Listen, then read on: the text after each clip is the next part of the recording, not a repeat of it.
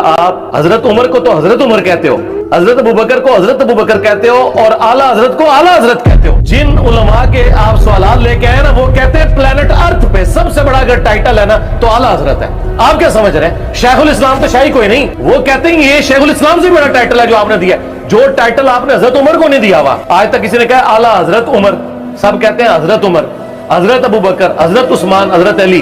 तो देवबंद और अहले हदीस कहते हैं और बरेलवियों खुलफाए राशिदीन छड़े हजरत और तुम्हारा अब्बा आला हजरत, कि हजरत अबू बकर सिर्फ हजरत अबू बकर है और अहमद बरेलवी आला हजरत बरेलवी है। मुझे बताएं दोनों में से कौन सा बड़ा टाइटल है? वो कहते हैं आला का मतलब पता क्या है? सुबहान रब्बियल आला।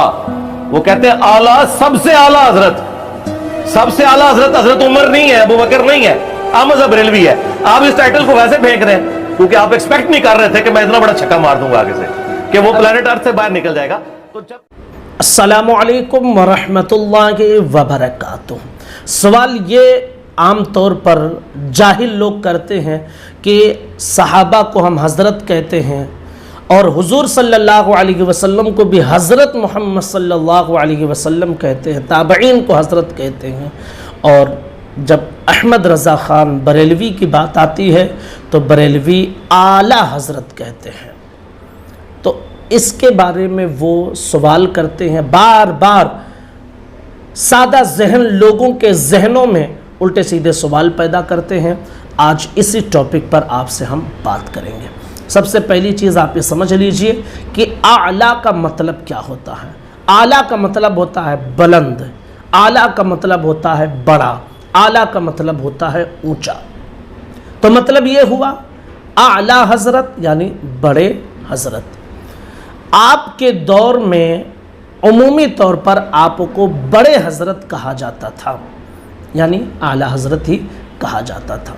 लेकिन कुछ लोग एतराज़ कर रहे हैं कि नबी के साथ हज़रत मोहम्मद सल्लल्लाहु अलैहि वसल्लम, सहाबा के साथ हज़रत मोहम्मद, हज़रत सहाबा, हज़रत उमर, हज़रत अबू बकर, हज़रत उस्मान, हज़रत अली, ये सब कहा जाता है। लेकिन अहमद रज़ा का जब नाम आता है तो आला हज़रत कहा जाता है। इसका मतलब ये कि आपने इन सब पर अहमद रज़ा को बढ़ा दिया है। ये सवाल पेश किया जाता है। तो सबसे पहले आप इल्ज़ामी जवाब ये सुन लीजिए कि जब इस तरह के अल्फाज इस्तेमाल किए जाते हैं तो उमूमी तौर पर लक़ब के तौर पर ये अल्फाज इस्तेमाल होते हैं। और जब लक़ब इस्तेमाल होता है तो उसमें इस्तिग़राक़ नहीं होता है, यानी कि उसके तमाम अफराद शुरू से लेकर आखिर तक सब उसमें दाखिल हों, ऐसा नहीं होता है, बल्कि एक ख़ास तबका वहाँ मुराद होता है। एग्ज़ाम्पल के तौर पर हम हज़रत इमाम हसन को इमाम हसन मुजतबा कहते हैं, है ना, इमाम हुसैन कहते हैं, इमाम बाक़िर कहते हैं, इमाम जाफ़र कहते हैं। सब ताबईन के आगे इमाम इब्न सीरीन, इमाम हसन बसरी, इस तरह की बातें इमाम कहकर हम पुकारते हैं। लेकिन इमाम बाक़र, इमाम जाफ़र के शागिर्द हज़रत नौमान इब्न साबित, अबू हनीफ़ा रहमहुल्लाह को हम इमाम आज़म कहते हैं। तो इसका क्या मतलब? इसका मतलब ये कि जो है इमाम हसन से वो बड़े हैं, इमाम बाक़र से वो बड़े हैं, इमाम जाफ़र से वो बड़े हैं, इमाम हुसैन से बड़े हैं। हरगिज़ इसका मतलब ये नहीं। इसका मतलब ये है कि अपने ज़माने में और अपने इलाके के और अपने शागिर्दों के वो सबसे ज़्यादा पढ़े लिखे थे, इसलिए उनको चूँकि जिस फ़न में महारत लोगों को हासिल होती है तो ये कहा जाता है इस फ़न का ये इमाम है। तो फ़िक़्ह में ख़ासकर हज़रत इमाम अबू हनीफ़ा को महारत हासिल थी, इसलिए उनको इमामुल आज़म कहा गया है।